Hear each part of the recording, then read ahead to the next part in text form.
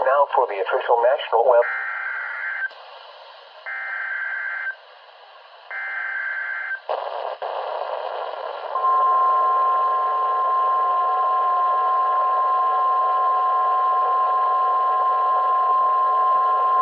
The National Weather Service in San Diego has issued the required weekly test for the following.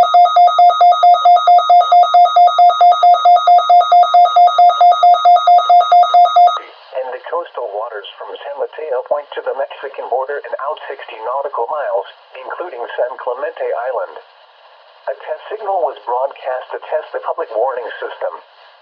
The test is normally conducted between 10 a.m. and noon each Wednesday, weather permitting. The signal was also used to test the activation and emergency readiness of the Skywire network of radio operators.